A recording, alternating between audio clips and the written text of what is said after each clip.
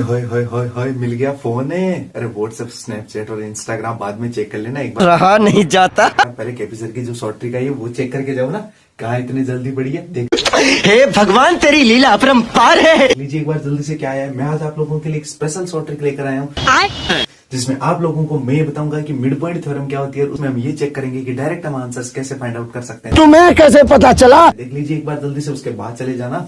आप लोगों को अगर एक ट्रायंगल एबीसी दे रखा है, उसकी दो कोई भी दो साइड उसको मिलाने वाली जो लाइन अगर इस तरीके से दे रखी है, आप लोगों को क्या करके आना होता है कि जो बीसी है, यहाँ पे जो बीसी लाइन है वो पैरेलल होगी डी के। एक बात तो ये याद रखनी है। और फिर दूसरी बात क्या याद रखनी है, वो ये रखना है कि जो डी होती है ना, ये वाली लाइन वो बीसी होती है, यानी इस लाइन की क्या होती है, हाफ। अब मान लीजिए अगर 10 सेंटीमीटर आपसे अगर कंपटीशन में क्वेश्चन पूछ लिया जाएगी, इसकी क्या लेंथ होगी, वो बस इतना ही 10 का हाफ कर दीजिए, कितना आएगा 5 सेंटीमीटर। ऐसे वाले क्वेश्चन को आप इस तरीके से सोल्व कर सकते हैं। तो व्हाट्सएप, इंस्टाग्राम और स्नैपचैट बाद में चेक कर लेना, पहले इस पर 11 2-4 क्वेश्चन सोल्व कर लो बैठ के।